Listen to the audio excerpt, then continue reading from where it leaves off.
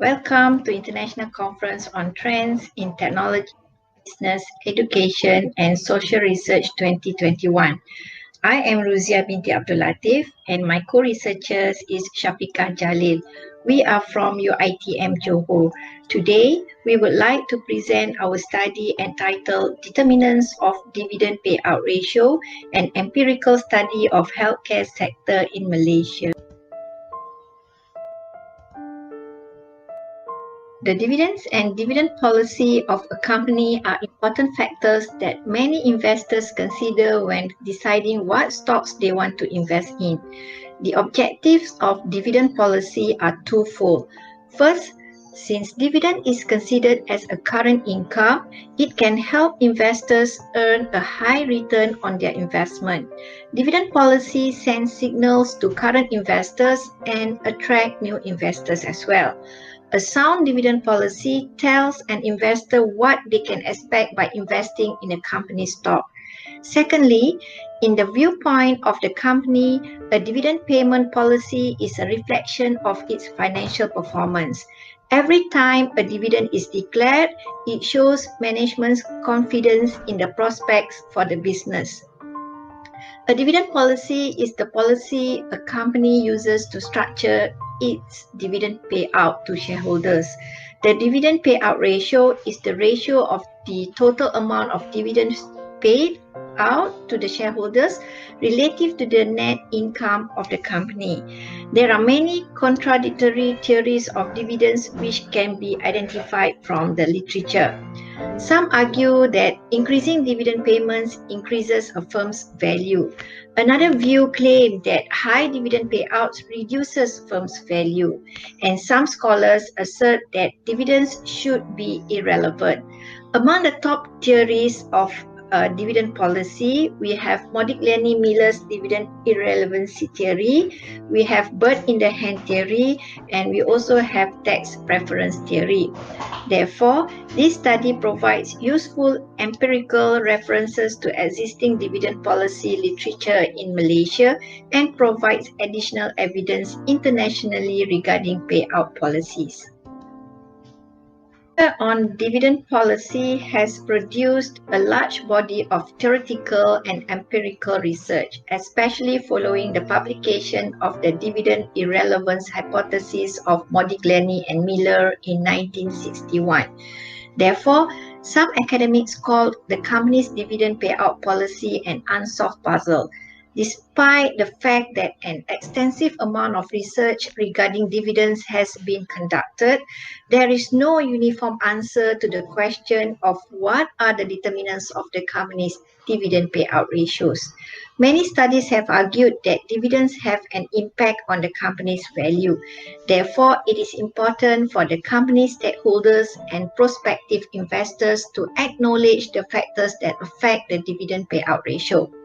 So, this study aims to determine the effect of several selected firm-level factors on a dividend payout ratio of companies in Malaysia healthcare sector.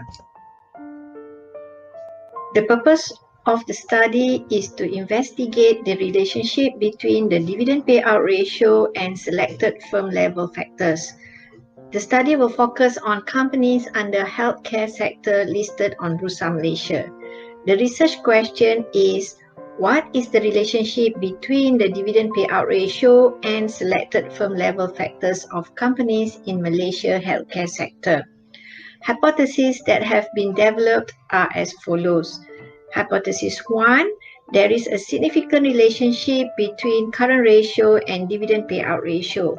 Hypothesis 2, there is a significant relationship between price to book ratio and dividend payout ratio.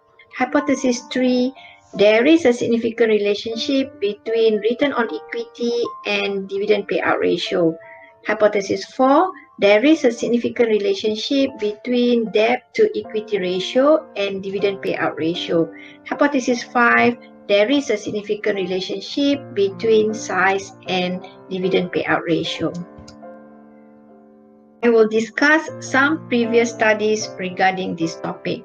The dividend payout ratio is defined as the percentage of the company's earnings that is distributed to shareholders.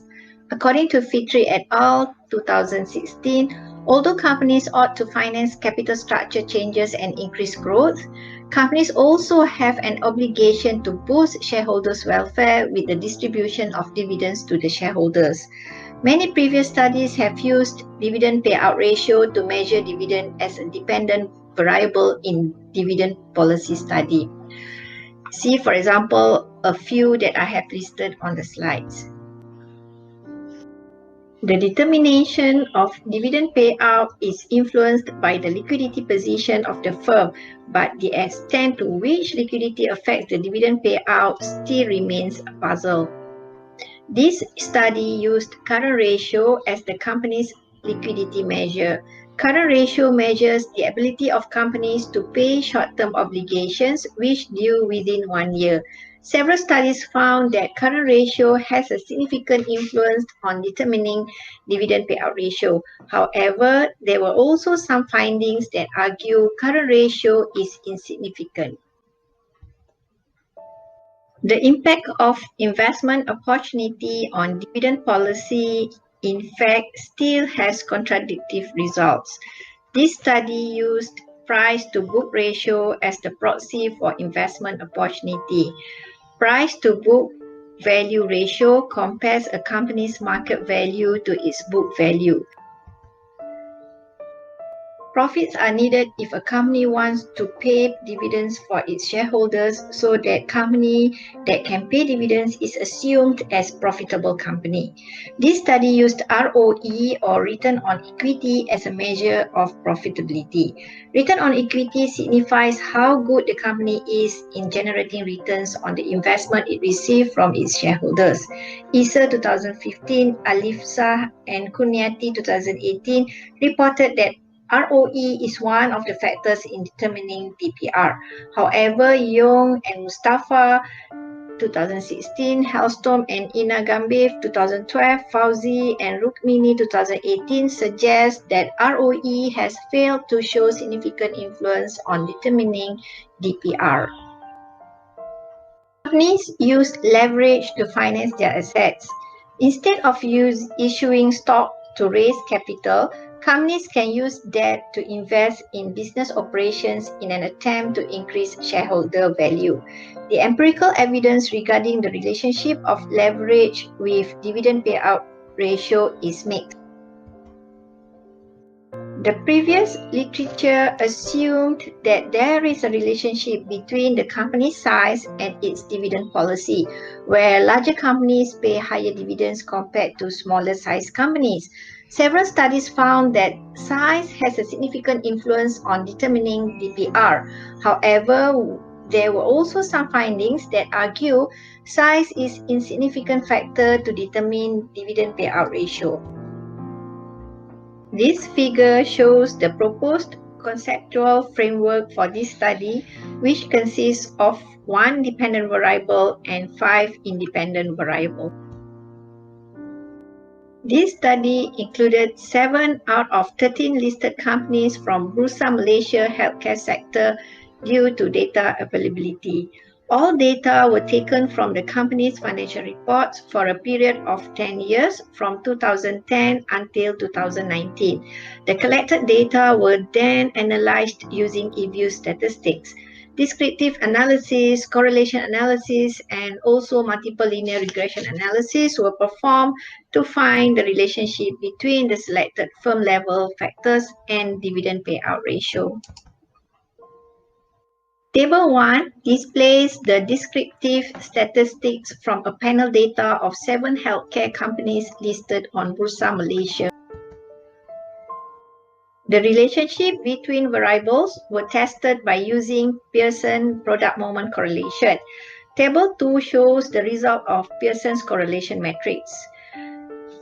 From the table, we can see that current ratio, price to book value ratio, and also return on equity show significant correlation with the dependent variable. Next, a multiple regression analysis was conducted in order to evaluate the relationship between the independent variables to justify the dependent variable. The results of the study highlight the following. current ratio and debt to equity ratio are significant and negatively correlated to dividend payout ratio. And price to book value ratio and size are significant and positively related to dividend payout ratio. And finally, one remaining variable, which is return on equity, showed an insignificant negative relationship with dividend payout ratio. From the findings that we have discussed, we can conclude that Hypothesis 1, Hypothesis 2, Hypothesis 4, and Hypothesis 5 are supported, while Hypothesis 3 is not supported. The results of this study are beneficial to investors with regard to their investment portfolio management and financial managers with regard to developing dividend policies that maximize shareholders' wealth. That's all for my presentation. Thank you for watching this video and stay safe.